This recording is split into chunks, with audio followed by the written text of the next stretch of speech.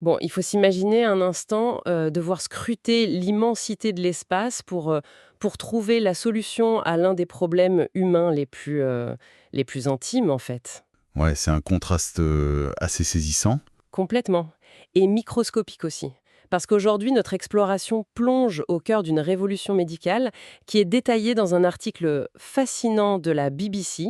On va regarder de près comment des algorithmes qui étaient à la base conçus pour traquer des galaxies naissantes à des milliards d'années-lumière de nous réussissent là où l'œil humain a littéralement échoué pendant des décennies. C'est ça, on parle d'un vrai miracle technologique, quoi. Et le but de cette session, c'est de comprendre cette promesse qui est juste stupéfiante, c'est-à-dire transformer ce qui était vu comme un cul-de-sac biologique définitif en une vraie nouvelle voie pour donner la vie face à l'infertilité masculine sévère. Donc décortiquons un peu tout ça, parce que c'est dense. Et ce qui est fascinant ici, au-delà de l'anecdote de l'espace, c'est l'ampleur vertigineuse de ce renversement. On assiste en direct à une redéfinition, mais littérale, de ce que signifie le diagnostic de stérilité. Rien que ça. Bah ouais, historiquement, l'incapacité de trouver des spermatozoïdes viables, ça condamnait les patients à renoncer purement et simplement à une filiation biologique. Et l'innovation qu'on analyse aujourd'hui, elle ne se contente pas d'améliorer une technique qui existait déjà, tu vois. Elle fait quoi du coup? Elle change carrément les règles du jeu. C'est exactement ça. Elle importe une logique mathématique qui vient de l'astrophysique pour résoudre un problème de mécanique des fluides et de biologie cellulaire. C'est un changement de paradigme au complet. D'accord, je vois. Mais avant d'entrer dans toute cette mécanique, ces algorithmes, tout ça, je pense qu'il faut d'abord poser la réalité clinique. Parce que c'est bien beau de parler de technologie, mais il y a des gens derrière, il y a une souffrance qu'ils essaient de contourner. Tout à fait. Le contexte humain est crucial ici. Et l'article pose des statistiques qui franchement remettent les pendules à l'heure. Déjà, l'infertilité, ça touche une personne sur 6 en âge de procréer. Une sur 6. C'est énorme. Ouais. Et contrairement à cette idée super tenace, qui a longtemps fait peser toute la charge physique et psychologique des traitements sur les femmes, le facteur masculin est impliqué dans environ 50% des cas. Et c'est un point tellement important. On l'oublie souvent. Grave. Et là, on parle spécifiquement d'une condition qui est extrêmement sévère, ce qu'on appelle l'azospermie. C'est quoi exactement pour qu'on soit bien clair sur les termes? Alors, l'azospermie, ça se définit par l'absence totale de spermatozoïdes dans l'éjaculat. Zéro. Rien du tout. Zéro. Voilà. C'est une condition qui touche environ 1% de la population masculine globale, ce qui peut paraître peu, mais ça grimpe à 10% chez les hommes diagnostiqués infertiles. Ah oui, c'est pas négligeable du tout. Non, pas du tout. Et pendant très longtemps, la médecine de la reproduction a fait porter le fardeau des interventions médicales sur la femme. Donc des interventions souvent très invasives, genre les stimulations hormonales lourdes, les ponctions. Ce qui est super douloureux en plus. Absolument. Et tout ça, même quand le problème à la source était exclusivement masculin. Et face à une azospermie non obstructive, la réponse standard de la médecine, c'était souvent un constat d'impuissance en fait. On disait juste, on ne peut rien faire. C'est terrible. Et justement, l'article, il ancre cette réalité médicale dans une histoire super concrète. Une histoire humaine, celle d'un couple que les journalistes appellent Pénélope et Samuel. Évidemment, ce sont des pseudonymes pour protéger leur anonymat. Oui, bien sûr. Et leur parcours, c'est l'illustration parfaite de ce désert médical dont tu parles. Ça faisait 2 ans et demi qu'ils essayaient d'avoir un enfant, 2 ans et demi de tests, de doutes, et au fil des examens, le coup près tombe pour Samuel. On lui diagnostique le syndrome de Klinefelter. Oui, c'est une anomalie génétique bien spécifique, ça. Exact, c'est quand un homme naît avec un chromosome X supplémentaire. Et ce qui est, je trouve, terrifiant dans cette condition, c'est que c'est hyper silencieux. C'est-à-dire qu'il n'y a pas de symptômes visibles quotidiens. Voilà, un homme peut grandir, vivre sa vie totalement normalement, et il ne va découvrir cette particularité génétique qu'à l'âge adulte. Et en général, c'est pile au moment où il essaie de fonder une famille. Le pire moment pour l'apprendre, en somme. C'est ça. Et là, on annonce à Samuel qu'il n'a que 20% de chance de pouvoir concevoir un enfant biologique. 20%. C'est un coup de massue. Et cette probabilité de 20%, elle ne sort pas de nulle part, tu vois. Elle est directement corrélée à l'inefficacité de nos propres méthodes de recherche visuelle en laboratoire. Ah, donc c'est pas juste que la biologie de Samuel est défaillante, c'est que nos outils pour l'aider l'étaient aussi. Exactement. Pour bien comprendre le défi, il faut se projeter dans le labo. Un échantillon de sperme classique, ça contient des dizaines de millions de spermatozoïdes par millilitre. Donc là, on les voit tout de suite au microscope. C'est ça, l'évaluation est immédiate. Mais chez un patient atteint d'azospermie, il se peut qu'il y ait juste une seule cellule viable, une seule, perdue dans toute la totalité du fluide. Une seule cellule, c'est l'angoisse. J'essaye de me représenter l'effort cognitif que ça demande de la trouver. C'est l'analogie de l'aiguille dans une botte de foin, mais dans le noir absolu, en fait. C'est une bonne image, parce que trouver cette cellule, ça implique de demander à un embryologiste de s'asseoir devant un microscope et de scruter l'échantillon goutte par goutte. C'est un processus entièrement manuel qui peut durer jusqu'à 15 heures. 15 heures? Mais c'est inhumain de demander ça à quelqu'un. Surtout qu'on imagine souvent la biologie comme un truc très propre, très stérile, très clair. Mais cet échantillon, à l'échelle microscopique, c'est une vraie jungle, non? Une jungle chaotique, oui. C'est comme observer une forêt super dense depuis un satellite et tu cherches pas un arbre, tu cherches une espèce d'oiseau bien spécifique juste en te basant sur son schéma de vol, alors qu'il y a des milliers de feuilles, de branches, d'autres animaux qui bougent en même temps à cause du vent. Ton analogie est particulièrement juste. Le fluide séminal à ce niveau-là, c'est une soupe. Une soupe avec des millions de débris cellulaires, des fragments de tissu, des globules blancs. Donc plein de choses qui peuvent te tromper l'œil. Tout à fait. Tous ces éléments flottent, ils se superposent, ça crée un bruit visuel permanent. Et beaucoup de ces débris ont une taille ou une forme un peu sphérique ou allongée qui ressemble à s'y méprendre à ce qu'on cherche. L'enfer pour le technicien, quoi. L'embryologiste, il doit constamment ajuster la profondeur de champ, refaire la mise au point, tout en luttant contre la fatigue visuelle. Et l'attention humaine, physiologiquement parlant, elle est incapable de rester infaillible sur une durée pareille. Bah oui, au bout d'une heure, t'as les yeux qui piquent, alors 15 heures. Voilà. Et une fraction de seconde d'inattention, un simple clignotement d'œil, et la seule cellule viable de l'échantillon peut dériver et disparaître complètement hors du champ de vision. C'est dingue. Et c'est justement face à cette limite purement physiologique humaine que le récit prend une tournure que j'ai trouvée géniale. C'est là que ça devient vraiment intéressant. Parce que cette impossibilité de traiter les images à la main, ça a forcé un médecin, Zev Williams, qui est le directeur du Columbia University Fertility Center, à sortir de sa zone de confort. Il a dû regarder ailleurs, oui. Il a carrément cherché des réponses en dehors de son propre domaine scientifique. En 2020, il tombe sur un article qui explique comment l'intelligence artificielle est utilisée en astronomie. La fameuse connexion. Voilà.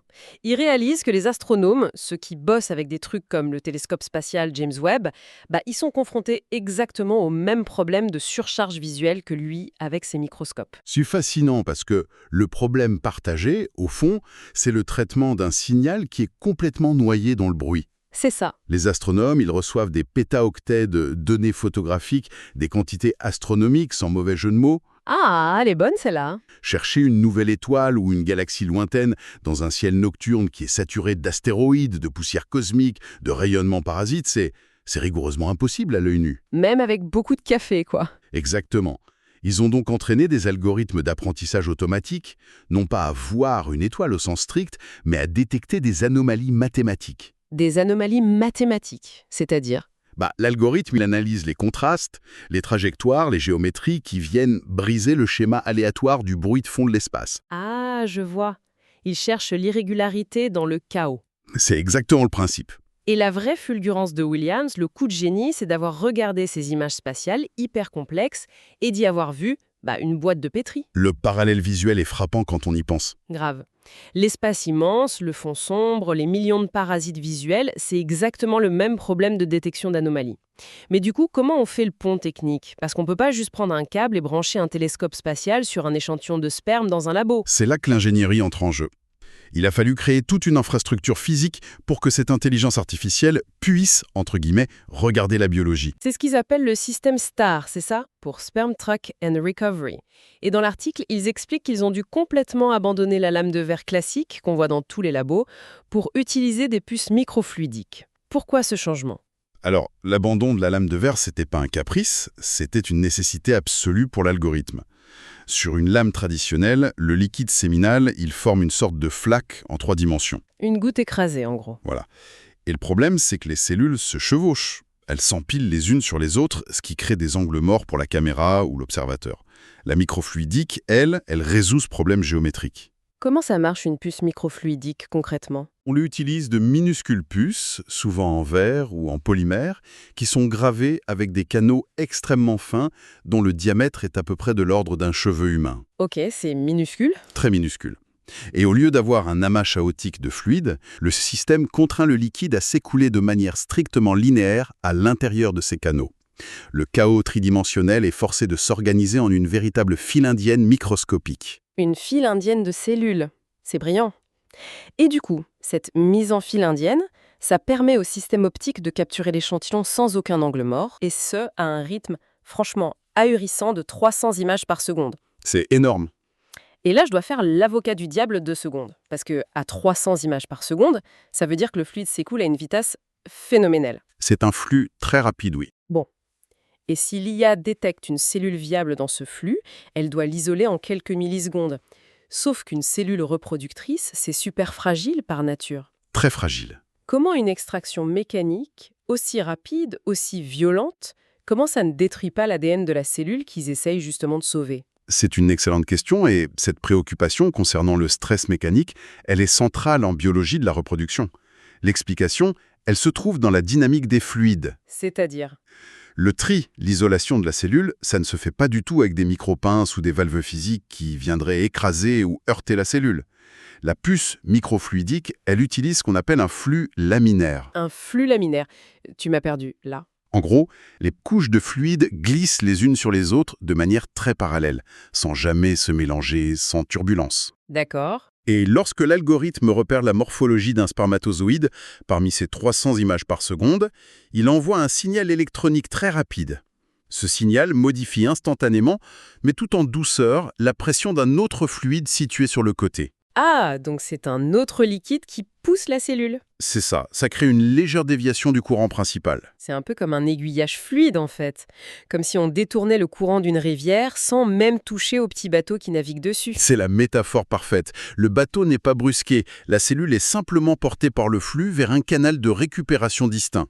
Et à la fin, on se retrouve avec, d'un côté, toute la soupe de débris dont on parlait, et de l'autre, une micro-gouttelette super claire contenant la cellule totalement intacte. C'est de la haute couture scientifique. Et l'algorithme fait tout ça avec une sensibilité annoncée par l'équipe de Williams qui frôlerait les 100%.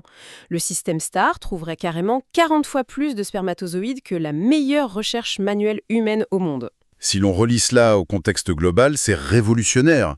Mais Ouais, attends, j'allais le dire. Williams annonce 100% de sensibilité. En médecine et encore plus en biologie, 100% ça n'existe presque jamais. On est d'accord. c'est vrai, il faut être très précis sur ce chiffre. Il n'y a pas un risque énorme de faux positifs. Si l'algorithme cherche une forme spécifique parmi des millions de débris qui peuvent imiter cette forme, comment ils peuvent garantir qu'ils ne récupèrent pas juste des fragments de cellules mortes? C'est une nuance cruciale. Quand l'équipe parle de 100% de sensibilité, cela se réfère strictement à la détection morphologique. Donc, juste la forme de la cellule. Voilà. Ça signifie que s'il y a un objet dans le flux qui possède la signature visuelle et géométrique exacte d'un spermatozoïde, l'algorithme ne le manquera pas. La machine ne laisse passer aucune forme valide.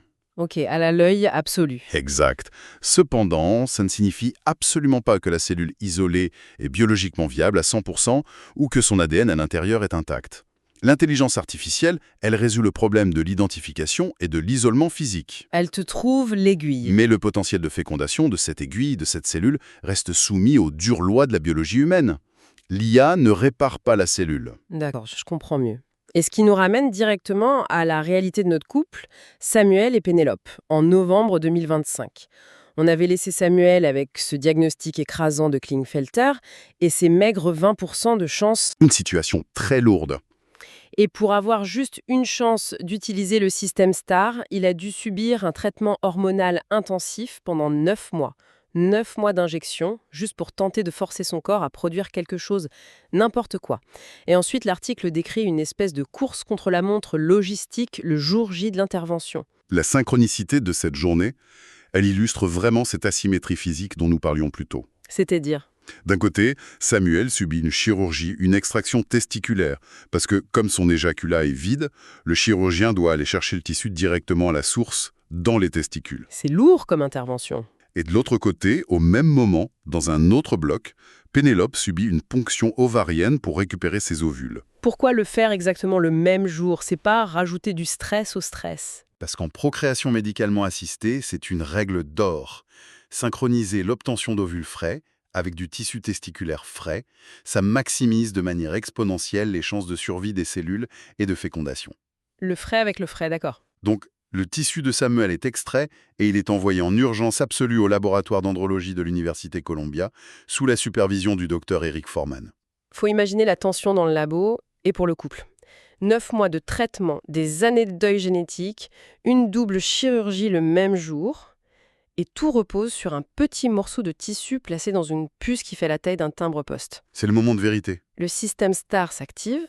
À 300 images par seconde, l'algorithme scanne le chaos cellulaire de Samuel. Et là, l'astrophysique appliquée à la biologie donne son résultat final. La machine trouve 8 cellules. 8 cellules. Seulement 8 spermatozoïdes viables repérés dans le vide absolu de ce vaste échantillon. 8 cellules isolées, doucement, grâce à cette fameuse déviation des fluides laminaires. Elles ont ensuite été injectées directement dans les ovules de Pénélope. Et sur ces 8 tentatives, l'article précise qu'un seul embryon s'est développé de manière optimale pour atteindre le stade de blastocyste. C'est le stade de développement embryonnaire qu'on atteint généralement vers le 5e jour. Ça indique une robustesse suffisante de l'embryon pour pouvoir procéder à l'implantation utérine. Le transfert est réalisé et le miracle opère. Pénélope tombe enceinte. Et le premier petit garçon, né pour eux grâce à cette technologie, est attendu pour la fin juillet 2026. C'est une réussite médicale majeure. Et ce garçon, il rejoint en fait une petite fille qui était le tout premier bébé star né à la fin de l'année 2025 pour un autre couple qui luttait, eux, depuis près de 20 ans. 20 ans d'attente. 20 ans, ça laisse des traces profondes. Et les données cliniques mentionnées dans la source, elles commencent vraiment à peser lourd. Sur les 175 derniers patients passés par le laboratoire de Columbia avec des diagnostics d'azospermie totale, l'IA a permis de retrouver des spermatozoïdes dans près de 30% des cas. C'est un bon statistique incroyable. 30% de personnes qui, hier encore, étaient cliniquement classées comme des cas totalement désespérés pour qui on ne pouvait plus l'être. L'impact clinique est indéniable. Mais l'article souligne aussi que le traitement d'image, le système STAR, ce n'est finalement que la pointe de l'iceberg. Ah bon? Il y a d'autres trucs en préparation? L'intelligence artificielle s'étend actuellement à d'autres maillons critiques de toute la chaîne de traitement de la fertilité. Par exemple, des algorithmes sont désormais utilisés pour calculer des dosages ultra personnalisés de gonadotrophine ou encore pour évaluer la qualité même des embryons via ce qu'on appelle le deep learning. Attends, la gonadotrophine, juste pour être sûr de bien comprendre, c'est l'hormone qu'on injecte aux femmes pour stimuler les ovaires et produire plusieurs ovules d'un coup au lieu d'un seul, c'est bien ça? C'est tout à fait ça. Comment l'intelligence artificielle s'y prend concrètement pour calculer ce dosage par rapport à ce que ferait un médecin normalement? Traditionnellement, la prescription de gonadotrophine, elle reposait pas mal sur l'expérience empirique du médecin traitant. Le fameux au doigt mouillé, quoi. Disons, une estimation basée sur les expériences. Le médecin évaluait l'âge de la patiente, son poids, sa réserve ovarienne, et il procédait un peu par essai-erreur. Ce qui est risqué, non? Très. S'il sous-dose, le cycle est perdu, la patiente n'a pas d'ovule. S'il surdose, la patiente risque ce qu'on appelle une hyperstimulation ovarienne qui est potentiellement très dangereuse pour sa santé. Ah ouais, c'est un équilibre super précaire. L'intelligence artificielle, elle utilise la modélisation prédictive. L'algorithme a, en amont, digéré les données de dizaines de milliers de cycles passés sur d'autres patientes. Il croise une multitude de biomarqueurs de la nouvelle patiente avec ses immenses bases de données pour prédire, avec une précision vraiment mathématique, la dose exacte. La dose parfaite du premier coup. Voilà, la dose qui va maximiser la récolte d'ovules tout en minimisant les risques de complications délétères. C'est le passage de l'artisanat médical à une vraie ingénierie prédictive.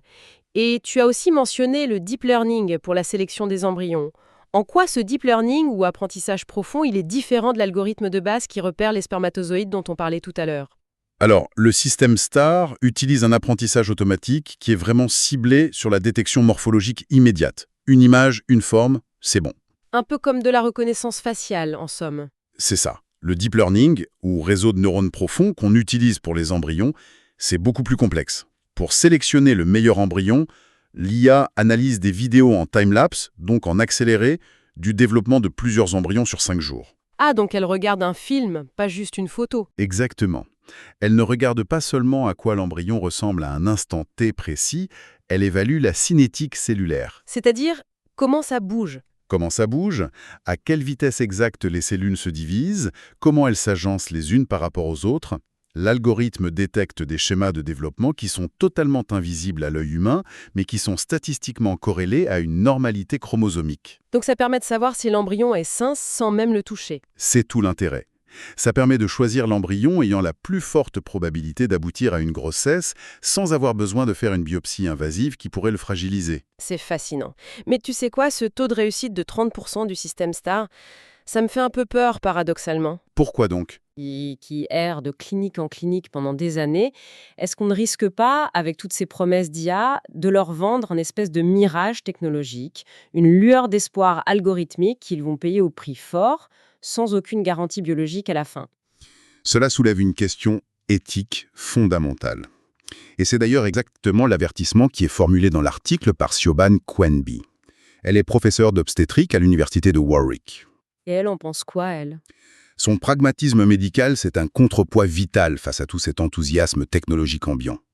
Elle alerte spécifiquement sur la vulnérabilité psychologique extrême des patients qui souffrent d'infertilité sévère. C'est clair qu'ils sont prêts à tout essayer. Voilà, il y a un danger inhérent à ce qu'on appelle le technosolutionnisme, cette croyance aveugle que la technologie est la panacée à tous nos problèmes.